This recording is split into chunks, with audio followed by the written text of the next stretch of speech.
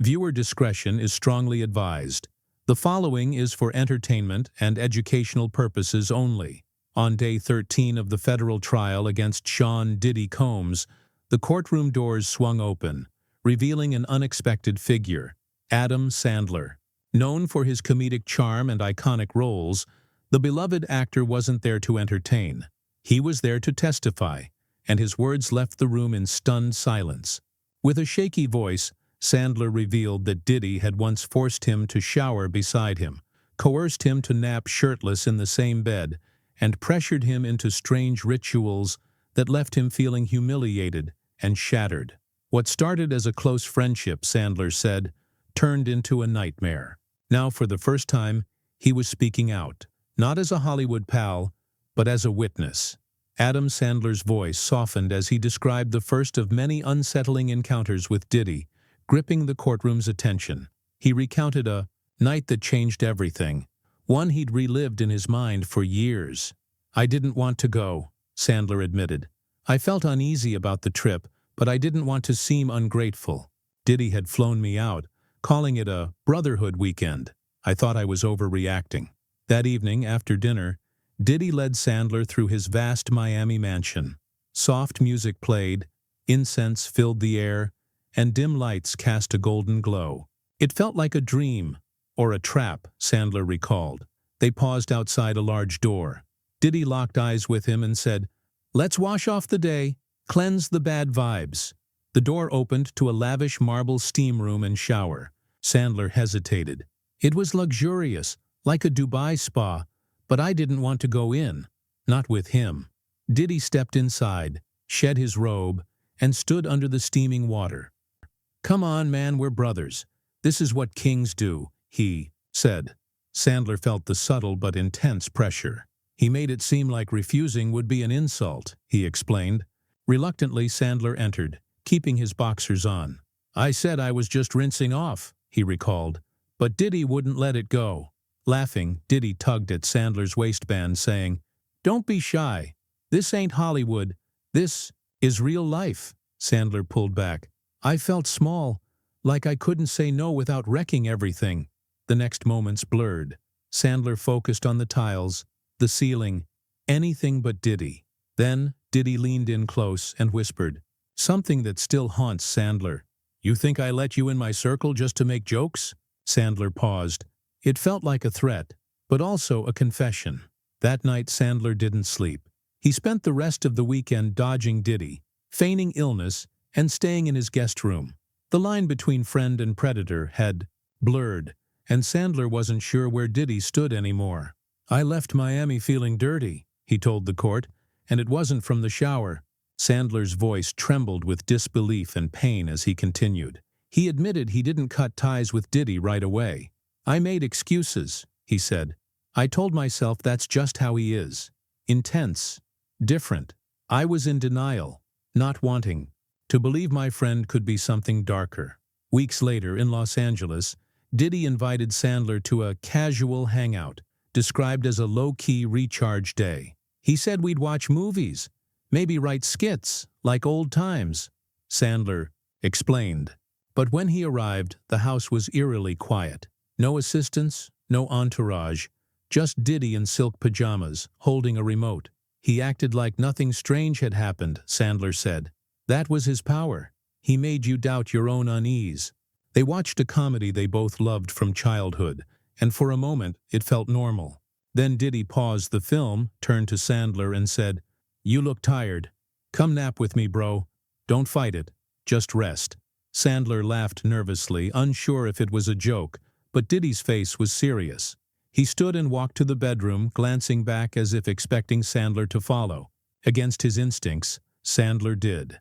"I didn't want to make it weird," he said. "I thought if I played along, nothing would happen." In the bedroom, Diddy climbed into a massive bed and patted the space beside him. Sandler sat on the edge, rigid and silent. Diddy said, "You don't have to do anything. Just close your eyes. Trust me." The silence grew heavy, the room suffocating. Then Diddy spoke again. "You're mine now, Sandy. Always have been." Sandler's throat tightened as he recalled those words. It wasn't what he said, it was how he said it. calm, confident, like it was normal. Sandler lay there, frozen, eyes open, unmoving, waiting for it to end. "That nap was the longest hour of my life," he said. When it was over, he made an excuse and fled.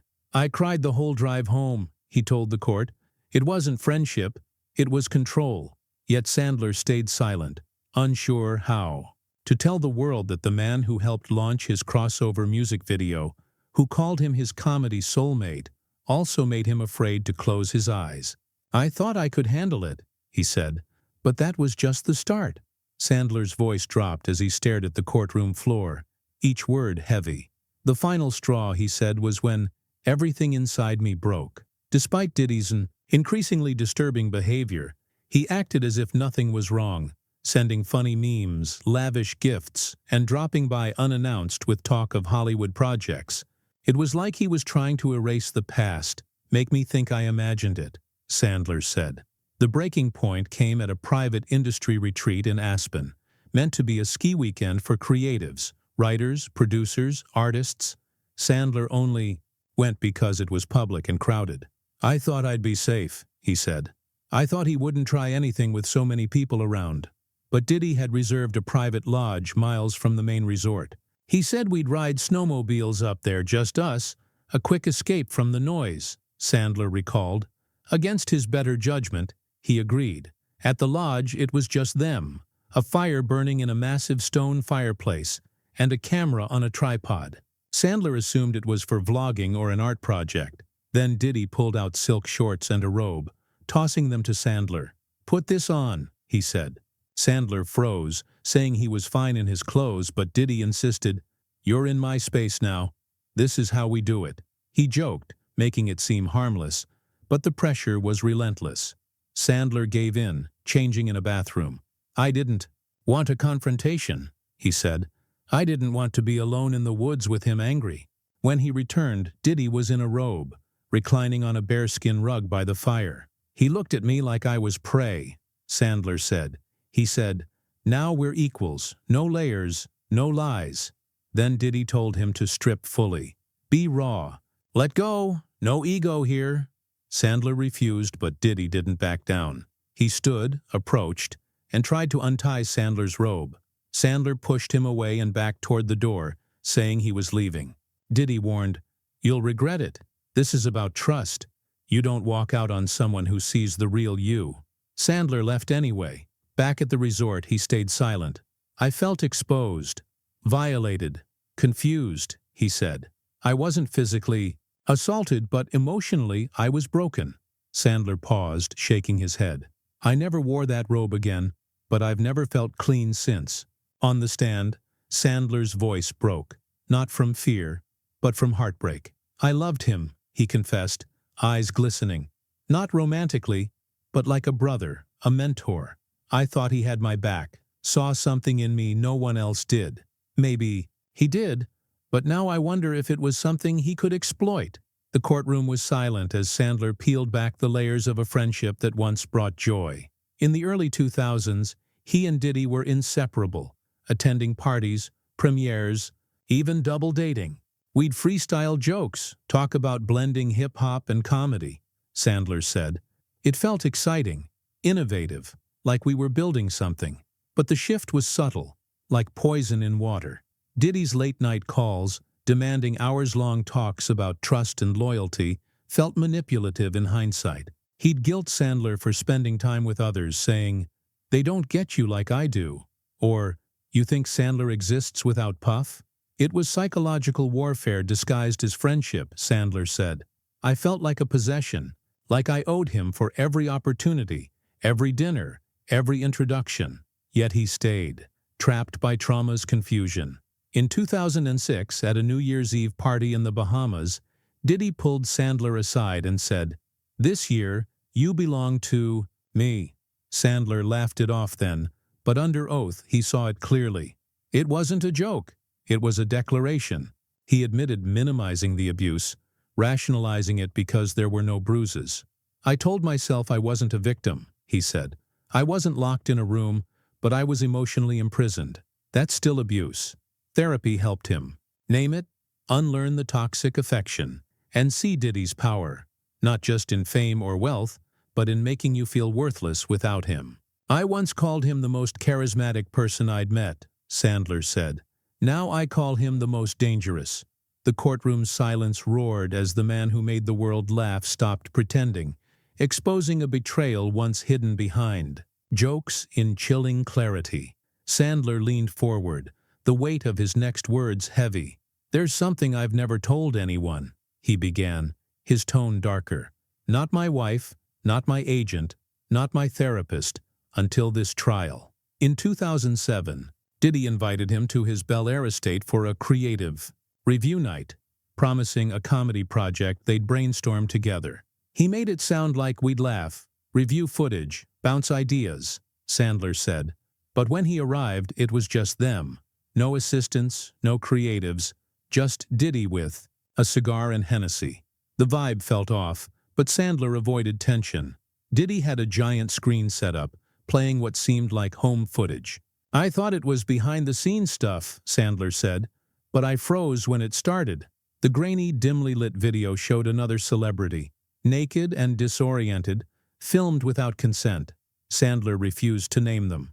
"That's not my story to tell." He demanded Diddy stop the tape, but Diddy laughed, saying, "Come on, man, that's the industry. We all got tapes." Sandler tried to leave, but Diddy blocked the hallway. "He wasn't physically threatening," Sandler clarified. "He didn't need to be."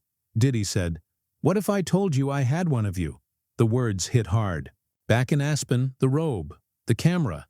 It was on," Sandler recalled, his stomach churning. "I'd convinced myself he didn't record, but in that moment I knew he had something on me. Insurance." Diddy let him leave, but not before saying, "You're safe as long as you stay close. You swore your loyalty." That night, Adam sat frozen in his car for 2 hours, unable to turn the key. "I realized then I wasn't a friend. I was leverage, a pawn in his game." He never spoke to Diddy again, but the fear rooted itself deep within him. He began declining interviews, skipping late-night talk shows, and retreating from public roles. Colleagues and fans thought I was just being selective, choosy about my projects. But the truth was darker. I was terrified. I didn't know what evidence he held or what he'd do if I defied him. Wiping tears from his face, Adam looked up, his voice trembling yet resolute. "I'm done living in fear," Adam Sandler declared, pausing as if summoning the strength to drag a buried truth into the light. "People see me as the funny guy, the silly voice behind Happy Gilmore or Billy Madison," he said, a faint smile flickering before it dissolved. "But they don't see the nights I wake up drenched in sweat, heart racing, or the moments I've sobbed in silence while my family slept, haunted by memories that outlasted every laugh." Since 2008, vivid night terrors had plagued him. Episodes where he'd wake screaming, his pulse pounding, each dream circling back to Diddy. These weren't simple nightmares. They were metaphors, twisted fragments of memory. In one, he's performing stand-up to an empty theater, Diddy standing alone in the shadows, shaking his head in disapproval. In another, he's trapped in a room of mirrors, every reflection showing him in that silk robe, a symbol of his shame. "I thought I was losing my sanity," Adam confessed, his voice cracking. "Who would believe someone like me, Adam Sandler, the goofy comedian, was terrified of someone like Diddy, a titan of the music world? Even his closest collaborators noticed a change. I pulled back, stopped trusting friends, and turned down projects I'd have once leapt at." The fear seeped into every corner of his life, a constant shadow. During the filming of Uncut Gems, he nearly abandoned the project, not because of the intense script or the pressure of a dramatic role, but because one set felt eerily like Diddy's. Aspen Lodge, the wood paneling, the faint scent of cologne. It was as if he'd stepped back into that night. "I froze," he said. "I told the director I was sick, but the truth was I couldn't breathe in that place. It was like the walls were closing in, whispering his name." Therapy began in 2019 after he collapsed on set, a moment doctors attributed to exhaustion. But in those sessions, a different truth emerged. PTSD. "I rejected the diagnosis at first," Adam admitted. "PTSD is for soldiers, for people who've seen war. not for a comedian who makes silly movies. But trauma doesn't care about your job title. It doesn't care if you're famous. He described the realization that what he'd experienced wasn't just a bad moment or uncomfortable vibes. It was psychological abuse. He didn't hit me, but he battered my mind, stripped away my dignity. Had he tried to speak out before? Adam nodded, his expression heavy. In 2010, he drafted a letter to his agency, outlining Diddy's behavior and his fears. They urged him to drop it, warning that challenging someone so powerful would end his career. "You'll never work again," they said. In 2021, during a podcast interview, he alluded to a music mogul who made him feel unsafe. That line was scrubbed before the episode aired. "It was like a ghost haunting every project I touched," he said. "I'd hear his name on the news and flinch. His voice echoed in my head, telling me I belonged to him." Facing the jury, Adam's voice grew steadier. "This trial, this courtroom, it's the first time I feel I'm not crazy, that someone might finally believe me." The funny man let the silence linger, no punchline to break it. The truth stood alone, raw and unadorned. Adam Sandler sat taller now, the hesitance in his voice replaced by a quiet, unyielding defiance. The courtroom, having journeyed through his betrayal and buried trauma, leaned forward as he recounted the moment that shattered Diddy's hold over him. It was 2016, at a charity gala in Los Angeles for a children's hospital. The event was meant to be about hope, about giving back to young cancer survivors. But Diddy turned it into something else. Backstage, moments before Adam was to introduce a segment with the children, Diddy pulled him aside. "Make me look good out there, Sandman. You owe me that," he said, his words cloaked in a joking tone but laced with menace. "I froze," Adam admitted, his voice thick with the memory. "I wanted to run, to disappear, but I went out there. I gave the speech, smiled for the cameras, played the part. But inside I was breaking. I realized he still believed he owned me." The weight of that moment followed him home. That night, Adam sat with his wife, Jackie, in their quiet living room, the kids asleep upstairs. He poured out every detail he'd buried for over a decade. The fear, the shame, the nights that haunted him. She listened, horrified, not just by what had happened, but by how long he'd carried it alone. "You have to speak up," she urged, her voice fierce yet tender. "Even if no one listens, you need to let this out for yourself." That night, for the first time in years, Adam slept without nightmares, a small but profound victory. Over the following months, Adam began a quiet mission to gather evidence. He sifted through old emails, recovered voicemails, and, with the help of a private investigator, located footage from that 2007 creative review night at Diddy's estate. The footage, stored in a cloud backup tied to an old account, was something Diddy had once bragged about keeping on lock. Adam's lawyer helped him prepare a sealed affidavit, a safeguard he held on to, waiting for the right moment. Then this trial came. He told the courtroom, his voice steady but heavy with emotion. "I never wanted revenge. This isn't about settling scores. It's about truth. For years, I convinced myself it wasn't that bad, that I was lucky compared to others, who suffered worse. But trauma doesn't work like that. Silence doesn't heal. It festers. Truth is the only way out." He paused, reflecting on a moment in 2022 at a children's hospital. During a puppet show, a sick, bald child, her smile, radiant despite her illness, looked at him and asked, "Why are you sad in your eyes?" Adam's throat tightened as he shared this with the jury. "That's when I knew. If a child could see it, that shadow he left was still alive inside. Me eating away at me." He turned to Diddy, meeting his gaze for the first time that day. "You stole my peace. You stole my voice. But you didn't take my truth, and I'm claiming it back now." A profound silence settled over the courtroom, heavier than any before. The judge nodded, and Adam stepped down, not as the Sandman, not as a movie star, but as a man who'd finally wrested back a piece of himself from the darkness. The courtroom held its breath as Adam returned to the witness stand for a final round of questions. The prosecution, aware of the gravity of what was coming, asked gently, "Mr. Sandler, you mentioned a recording. Can you describe it?" Adam nodded, his resolve unshaken. Yes, he explained that in early 2022, with the help of his former attorney, they accessed a cloud account linked to Diddy's old home security system, long inactive but never fully erased. It held hundreds of hours of footage from Diddy's bare estate, including private rooms. A folder labeled Private Aspen Weekend March 2007 wasn't marked with Adam's name, but he remembered that weekend vividly. What I saw confirmed every fear I'd carried, he said, his voice steady but strained. The tape showed him entering a spa room wearing a robe. Moments later, Diddy followed, holding a phone and a glass of wine. What began as casual banter quickly turned unsettling. Diddy made a remark about how cleanliness is close to loyalty, then urged Adam to join him in the spa. I didn't know he was recording, Adam said.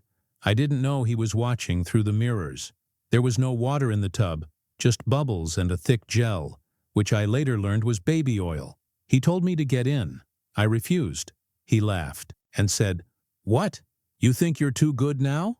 I walked out, but he captured every moment. The footage, though never made public, was enough to make Adam fear for his reputation, his career, his safety.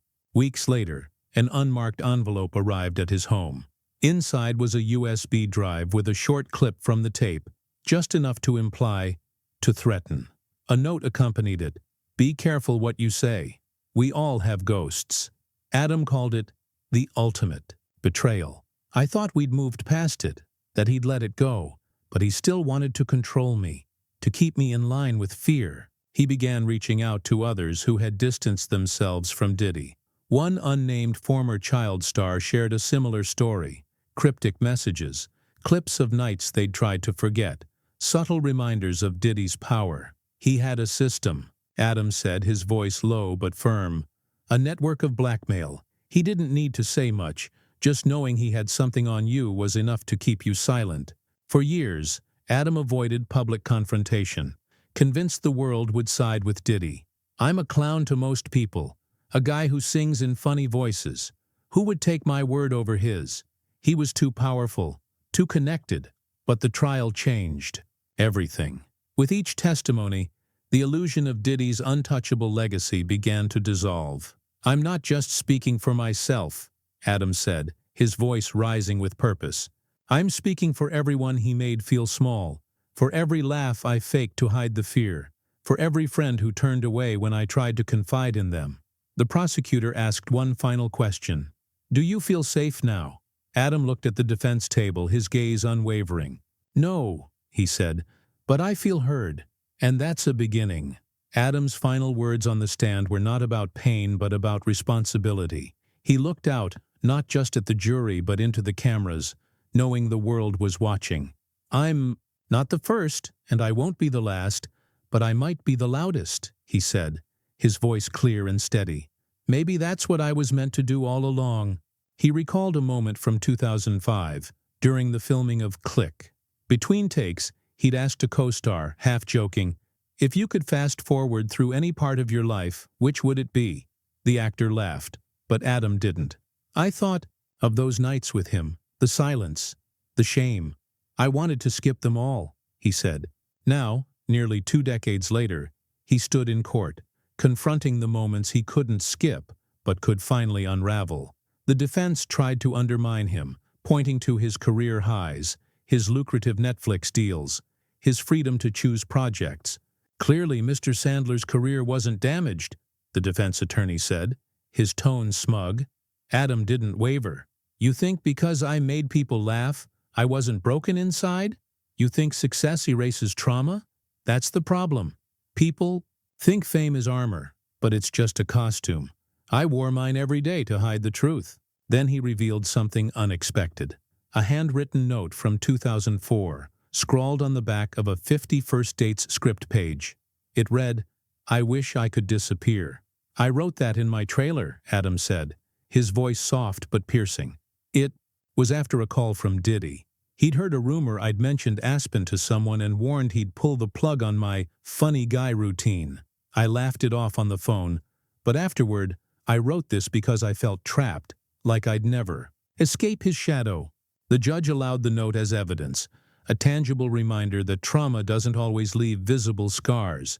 It leaves echoes that reverberate for years. Adam's closing statement was quiet, devoid of drama, but profoundly honest. "I'm not angry anymore," he said. "I'm exhausted. I'm tired of pretending it didn't happen, that it didn't hurt, that I'm okay when I'm not. I'm tired of carrying this alone." He turned to the gallery, his eyes scanning the faces of strangers and supporters alike. If you've ever been afraid to speak up, if you've ever felt your pain didn't matter, let this be proof that it does. You matter. The courtroom didn't erupt. It didn't need to. The silence was louder than any applause, a collective acknowledgement of a truth laid bare. As Adam stepped down, he wasn't the Happy Gilmore fans adored or the Billy Madison of his early days. He was Adam Sandler, wounded, resilient, and finally free. Outside the courthouse, reporters swarmed, their cameras flashing, their questions shouted over one another. But Adam didn't stop to speak. He climbed into a black SUV with his wife and children, the door closing softly behind him. For once, the comedian didn't need to perform, didn't need to fill the silence with a joke. The truth,